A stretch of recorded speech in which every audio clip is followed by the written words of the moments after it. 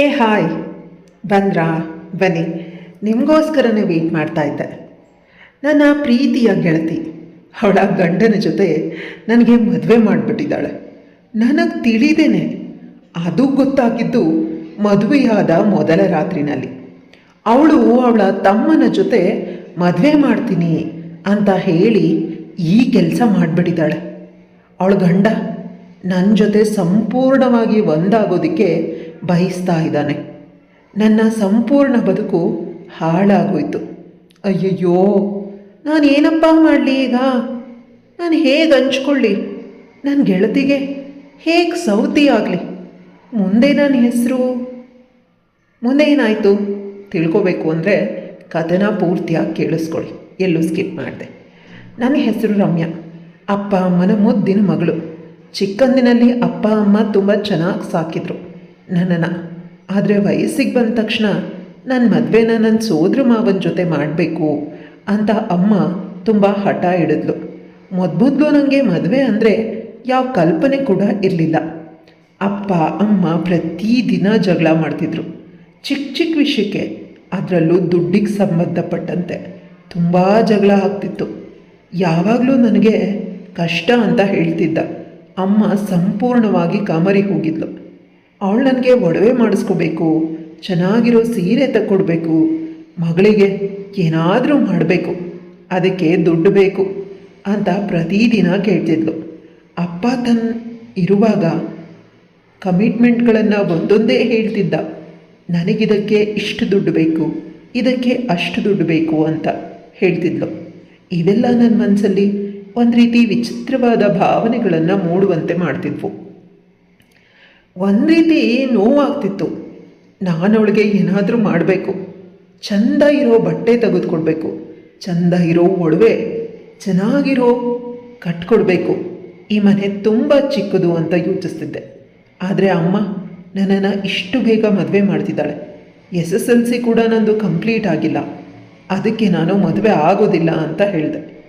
ಮನೆಯಲ್ಲಿ ದೊಡ್ಡ ಜಗಳನೇ ಆಯಿತು. ಮಾವ ನನ್ನನ್ನು ಇಷ್ಟಪಟ್ಟಿದ್ದಾನೆ, ಅವನ ಖರ್ಚಲ್ಲೇ ಮದುವೆ ಮಾಡ್ಕೊಳ್ತಾನೆ. ಅಪ್ಪ ಅಮ್ಮಂಗೆ ನನ್ನ ಮದುವೆ ಖರ್ಚು ಕೂಡ ಇರೋದಿಲ್ಲ. ನಮ್ಮ ಮನೆಯಲ್ಲಿ ಎಲ್ಲರೂ ಚೆನ್ನಾಗೇ ನೋಡ್ಕೊಳ್ತಾರೆ ಅನ್ನೋ ಆಸೆ ಇದ್ದರೂ ನಾಳೆ ಅಪ್ಪಗೆ ಯಾರಿಗಾದರೂ ಕುಡುಕನಿಗೆ ದರೋಡೆಕೋರನಿಗೆ ನನ್ನ ಮಗಳನ್ನು ಕೊಟ್ಟು ಕಟ್ಟಿಬಿಡ್ತಾನೆ. ಕೊನೆ ಪಕ್ಷ ನನ್ನ ತಮ್ಮ ತುಂಬ ಒಳ್ಳೆಯವನು, ಚೆನ್ನಾಗಿ ನೋಡ್ಕೊಳ್ತಾನೆ. ನನ್ನ ಅಪ್ಪನ ಮನೆಯವರು ತುಂಬ ಒಳ್ಳೆಯವರು, ಅವರೆಲ್ಲ ನನ್ನ ಮಗಳನ್ನು ಚೆನ್ನಾಗಿ ನೋಡ್ಕೋತಾರೆ ಅಂತ ಚಿಂತೆ ಮಾಡ್ತಿದ್ಲು. ಇವುಗಳ ಮಧ್ಯೆ ನನಗೆ ಯಾವುದು ಸರಿ ಯಾವುದು ತಪ್ಪು ಅಂತ ಗೊತ್ತೇ ಆಗ್ತಿರ್ಲಿಲ್ಲ. ಅಷ್ಟರಲ್ಲಿ ನನ್ನ ಗೆಳತಿ ರೇಖಾ ಹೇಳಿದ್ಲು, ನೀನು ಸಿಟಿನಲ್ಲೇ ನನ್ನ ಅಕ್ಕ ಇದ್ದಾಳೆ, ಅದೇ ನಿನ್ನ ಬೆಸ್ಟ್ ಫ್ರೆಂಡ್ ಶೀಲಾ. ಅವಳ ಮನೆಯಲ್ಲಿ ಇದ್ಕೊಂಡು ಓದ್ಕೋಬೋದು, ಹೋಗ್ಬೋದು. ಅವಳು ತುಂಬ ಇಷ್ಟಪಡ್ತಾಳೆ ನಿನ್ನನ್ನು. ಸ್ವಲ್ಪ ದಿನ ಓದು, ನಿನ್ನ ಕೆಲಸಕ್ಕೆ ಸೇರಿದ ಮೇಲೆ ಅಪ್ಪ ಅಮ್ಮ ನಿನ್ನನ್ನು ಹುಡುಕೊಂಡು ಬರ್ತಾರೆ. ಇಷ್ಟು ಚಿಕ್ಕ ವಯಸ್ಸಿಗೆ ಮದುವೆ ಆಗಬೇಡ. ನಿನ್ನ ಸೋದರ ಮಾವ ತುಂಬ ಒಳ್ಳೆಯವನು, ಆದರೆ ಇಷ್ಟು ಬೇಗ ಮದುವೆ ಆಗಬೇಡ, ಯೋಚನೆ ಮಾಡು ಅಂತ ಹೇಳಿದ್ಲು. ನನಗೂ ಕೂಡ ಅವಳು ಹೇಳಿದ್ದು ಸರಿ ಅಂತ ಅನ್ನಿಸ್ತು. ನನಗೆ ಮದುವೆ ವಯಸ್ಸಿಲ್ಲ, ಇನ್ನೂ ಚಿಕ್ಕವಳು.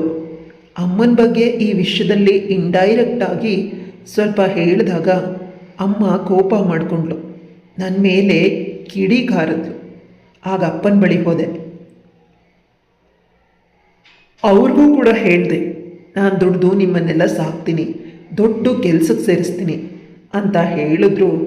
ಆಗ ಅಪ್ಪ ಕೋಪ ಮಾಡಿಕೊಂಡ್ರು. ಹೆಣ್ಮಕ್ಳ ಬಳಿ ದುಡಿಸ್ಕೊಂಡು ತಿನ್ನೋದು ತಪ್ಪು, ಅದೆಲ್ಲ ನಮ್ಮ ಪಾಲಿಗಿಲ್ಲ. ಮದುವೆಯಾಗಿ ಗಂಡನ ಮನೆಗೆ ಹೋಗಿ ಏನಾದರೂ ಮಾಡ್ಕೊ ಅಂತ ಹೇಳಿದ್ರು. ಇವತ್ತು ಹೂ ಮುಡಿಸೋ ಶಾಸ್ತ್ರ. ನನ್ನ ಸೋದರ ಮಾವ ಬಂದಿದ್ದ. ತುಂಬ ಖುಷಿಯಿಂದ ನನಗೆ ಹೊಟ್ಟೆನಲ್ಲಿ ಬೆಂಕಿ ಹತ್ಕೊಂಡಂಗಿತ್ತು. ಅಮ್ಮನ ಬಳಿ ನಾನು ಸೀರೆ ಉಡೋದಿಲ್ಲ, ಡ್ರೆಸ್ ಹಾಕ್ಕೊಳ್ತೀನಿ ಅಂತ ಹೇಳಿದಾಗ ಕೊನೆಗೆ ಅಮ್ಮನ ಬಲವಂತಕ್ಕೆ ಸಿಂಪಲ್ ಆಗಿರೋ ಸೀರೆನ ಹುಟ್ಟೆ. ಮೇಕಪ್ ಏನೂ ಮಾಡಿಲ್ಲ, ಯಾವಾಗಲೂ ಹೇಗಿರ್ತೀನೋ ಅದೇ ರೀತಿ. ಆದರೆ ಫಂಕ್ಷನ್ಗೆ ಬಂದವರೆಲ್ಲ ತುಂಬ ಸುಂದರವಾಗಿ ಕಾಣಿಸ್ತಿದ್ಯಾ ಅಂತ ಹೇಳ್ತಾರೆ. ಯಾಕಂದರೆ ನಾನು ಇರೋದೇ ಅಷ್ಟು ಸುಂದರವಾಗಿ, ಅದರಲ್ಲಿ ಹೇಳೋದೇನಿದೆ, ನಾನು ನ್ಯಾಚುರಲ್ ಬ್ಯೂಟಿ. ಮಾವ ಕಪ್ಪುಗಿದ್ದಾನೆ, ದಪ್ಪಗಿದ್ದಾನೆ, ಅವನು ನಂಗೆ ಸೂಟ್ ಆಗಲ್ಲ. ನಾನು ಚೆನ್ನಾಗಿ ಓದಿದ್ರೆ ತುಂಬ ಶ್ರೀಮಂತ ಮನೆಯಲ್ಲಿ ಹೋಗಿ ಮದುವೆ ಆಗ್ಬೋದು. ಆದರೂ ಕೂಡ ಮಾವನಿಗೆ ಒಂದು ಚಾನ್ಸ್ ಕೊಡೋಣ ಅಂತ ಹೇಳಿ ಮಾವನ ಬಳಿ ಮಾತಾಡಿದೆ ಈ ವಿಷಯದ ಬಗ್ಗೆ. ಮದುವೆ ಆದಮೇಲೆ ನಾನು ಓದ್ತೀನಿ, ನನ್ನನ್ನು ಕೆಲಸಕ್ಕೆ ಸೇರಿಸ್ಬೇಕು ಅಂತಂದ.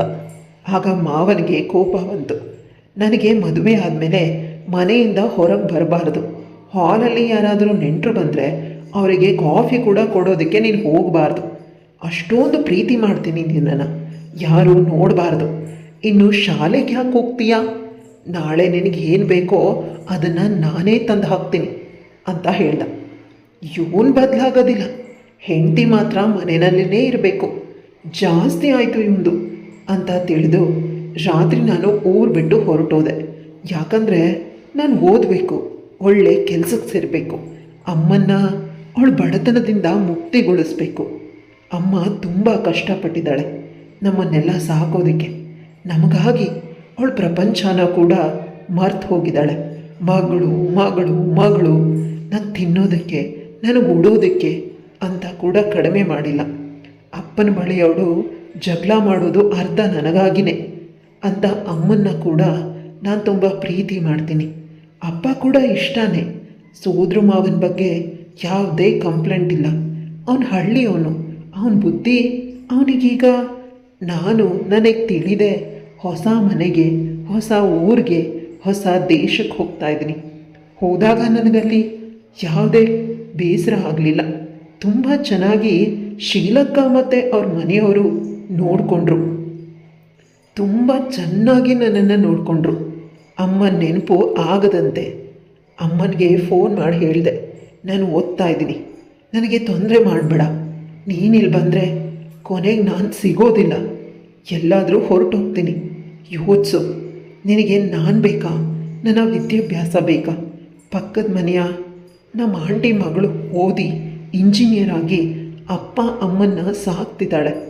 ನಾನು ಕೂಡ ನಿನ್ನನ್ನು ಅಪ್ಪನ್ನ ಆ ರೀತಿ ಸಾಕಬೇಕು.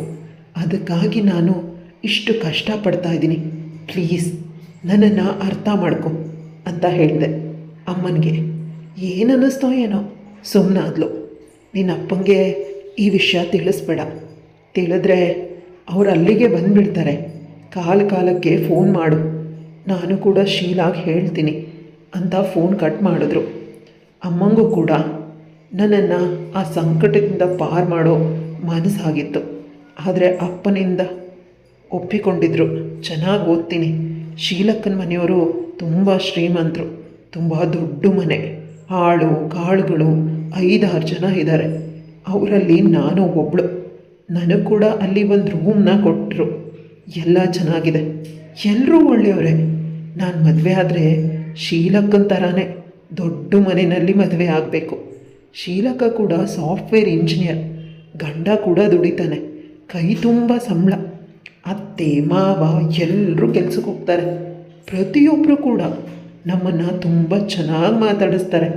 ಇದೇ ರೀತಿ ನಾನು PUCನೂ ಮುಗಿಸ್ದೆ. ಅಪ್ಪ ಕೂಡ ಖುಷಿಪಟ್ಟರು. ಎಲ್ಲೋ ಒಂದು ಕಡೆ ಅವ್ರಿಗೂ ಕೂಡ ಮಗಳು ಚೆನ್ನಾಗಿರಬೇಕು, ಅವಳು ಕಾಲ ಮೇಲೆ ನಿಲ್ಲಬೇಕು ಅನ್ನೋ ಆಸೆ ಇರುತ್ತೆ ಅಲ್ವಾ? ಇಂಜಿನಿಯರಿಂಗ್ ಲಾಸ್ಟ್ ಸೆಮ್ ಇಂದು ಎಕ್ಸಾಮ್ ಮುಗಿಸಿ ಮನೆಗೆ ಬಂದಾಗ ಶೀಲಕ್ಕ ನನ್ನನ್ನು ಗಟ್ಟಿಯಾಗಿ ಹಿಡ್ಕೊಂಡು ಅವಳ ಕಾಲಿಗೆ ಹೂವು ಹಾಕಿ ನಮಸ್ಕಾರ ಮಾಡಿದೆ.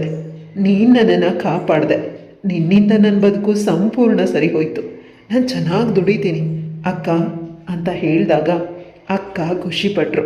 ಅಷ್ಟೇ ಅಲ್ಲ, ಅವಳು ನನ್ನ ಬಾಯಿಗೆ ಸ್ವೀಟ್ನ ಹಾಕಿದ್ಲು. ನೀನು ನಿನ್ನ ಶ್ರಮದಿಂದ, ನಿನ್ನ ಧೈರ್ಯದಿಂದ ಇದನ್ನೆಲ್ಲ ಮಾಡಿದ್ದು. ನಾನು ನಿನಗಾಗಿ ಏನೂ ಮಾಡಿಲ್ಲ.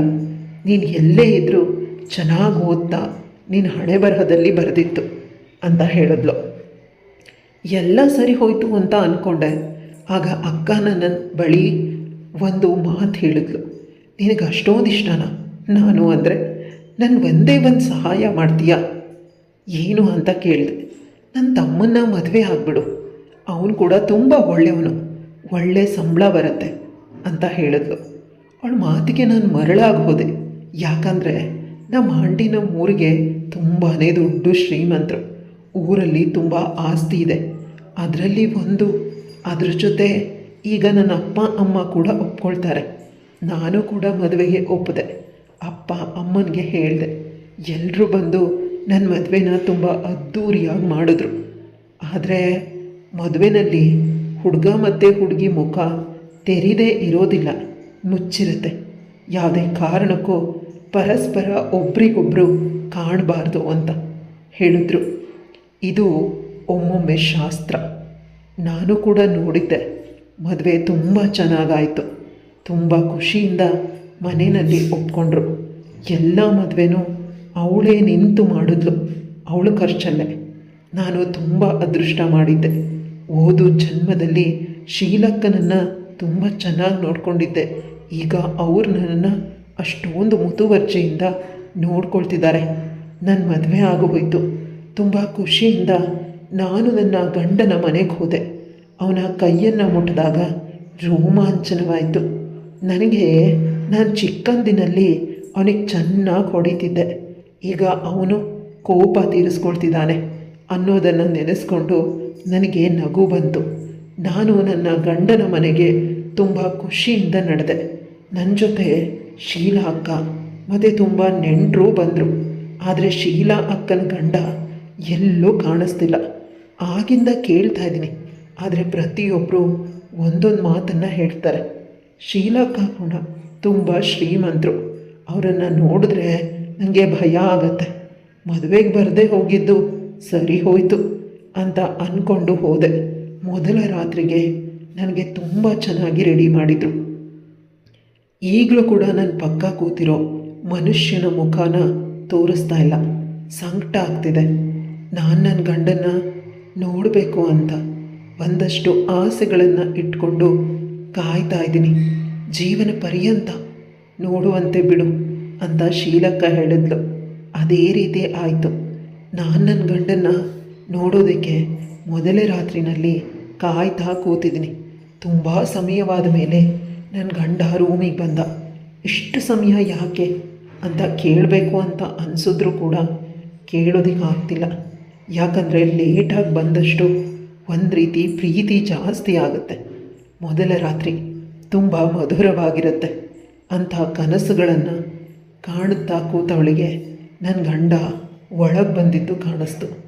ಓಡಿ ಹೋಗಿ ತಪ್ಕೊಳ್ಳೋದಕ್ಕೆ ಪ್ರಯತ್ನಿಸ್ದೆ, ಆದರೆ ಅದು ಆಗಲಿಲ್ಲ. ಯಾಕಂದರೆ ಆ ಕಡೆಯಿಂದ ಸರಿಯಾದ ಪ್ರಯತ್ನ ಕಾಣಲಿಲ್ಲ. ಸುಮ್ಮನೆ ಹಾಸಿಗೆ ಮೇಲೆ ಕೂತೆ. ಪುನಃ ಅವರು ಕೂಡ ನನ್ನ ಪಕ್ಕ ಬಂದು ಕೂತ್ಕೊಂಡ್ರು. ಮಂಟಪದಲ್ಲಿದ್ದ ಮನುಷ್ಯ ಈ ಮನುಷ್ಯ ಒಂದೇ ಅಂತ ಅನ್ನಿಸ್ತಿಲ್ಲ. ಯಾಕಂದರೆ ಅವ್ರ ದೇಹದ ಸುವಾಸನೆ ತುಂಬ ಇಷ್ಟವಾಗ್ತಿತ್ತು. ಈ ಮನುಷ್ಯನ ದೇಹದ ಸುವಾಸನೆ ಇಷ್ಟವಾಗ್ತಾ ಇಲ್ಲ. ನನಗೇನೋ ಡಿಸ್ಕಂಫರ್ಟ್ ಆಗ್ತಾ ಇದೆ ಅಂತ ಪದೇ ಪದೇ ಮನಸ್ಸು ಹೇಳ್ತಿದೆ. ನೀನು ಜಾಸ್ತಿ ಪಿಕ್ಚರ್ನ ನೋಡಿ ನೋಡಿ ಪ್ರತಿ ವಿಷಯದಲ್ಲೂ ಅನುಮಾನ ಪಟ್ಕೊಳ್ತಾ ಇದೆಯಾ ಅಂತ ನನ್ನ ಮನಸ್ಸು ನನ್ನನ್ನು ಚೆನ್ನಾಗಿ ಬೈತಾ ಇದೆ. ನಂತರ ಆ ಮನುಷ್ಯ ನನ್ನ ತಲೆ ಮೇಲಿರೋ ಬಟ್ಟೆನ ತೆಗೆದ. ನನ್ನ ಮುಖನ ನೋಡೋದಕ್ಕೆ ಪ್ರಯತ್ನಿಸ್ದ. ಅವನು ಕೂಡ ಅವನ ಮುಖದ ಮೇಲಿರೋ ಹೂವಿನ ಮಾಲೆಯನ್ನು ತೆಗೆದ. ನಾನು ನಿಂತಿರೋ ನೆಲ ಕುಸಿಬಾರ್ದೆ ಅಂತ ಅನ್ನಿಸ್ತು. ಜೋರಾಗಿ ಕಿರ್ಚ್ಕೋಬೇಕು ಅಂತ ಅನ್ನಿಸ್ತು. ನನ್ನ ಬಾಯಿನ ಗಟ್ಟಿಯಾಗಿ ಮುಚ್ಚಿದ. ನನ್ನನ್ನು ಏನೂ ಮಾಡೋದಕ್ಕೆ ಬಿಟ್ಟಿಲ್ಲ. ನಂಗಲ್ಲಿ ಏನು ಆಗ್ತಿದೆ ಅನ್ನೋದನ್ನು ತಿಳಿಯೋದಕ್ಕೂ ಕೂಡ ಬಿಡದೆ ನನ್ನನ್ನು ಹಾಸಿಗೆ ಮೇಲೆ ಎತ್ತು ಎಸ್ದ. ನನ್ನನ್ನು ವಿಚಿತ್ರವಾಗಿ ನೋಡಿ ನಗ್ತಿದ್ದಾನೆ. ಅಷ್ಟರಲ್ಲಿ ಹೊರಗಡೆಯಿಂದ ಯಾರೋ ಬಡಿತಾ ಇದ್ದಾರೆ.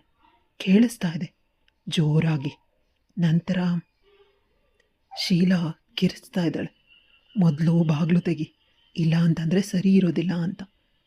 ಆಗ ನಾನು ಓಡಿ ಹೋಗಿ ಬಾಗಿಲು ತೆಗೆದು ಶೀಲಕ್ಕನನ್ನು ಗಟ್ಟಿಯಾಗಿ ತಪ್ಕೊಂಡೆ. ಯಾಕಂದರೆ ನನ್ನ ಮೊದಲ ರಾತ್ರಿಗೆ ಬಂದಿರೋದು ಶೀಲಕ್ಕನ ಗಂಡ. ಶೀಲಕ್ಕನ ತಮ್ಮ ಬಂದಿಲ್ಲ. ಆಗ ನಾನು ತುಂಬ ಅಳ್ತಾ ಇದ್ದೆ. ನೋಡು, ನೀನು ಯಾಕೆ ಈ ಕೆಲಸ ಮಾಡ್ತಾ ಇದೆಯಾ, ಬಂಗಾರದಂಥ ಹೆಂಡತಿನ ಇಟ್ಕೊಂಡು ಅಂತ ಶೀಲಕ್ಕನ ಅಪ್ಪ ಅಮ್ಮ ನೆಂಟರು ಎಲ್ಲ ಅವಳ ಗಂಡನ ಬೈತಿದ್ದಾರೆ.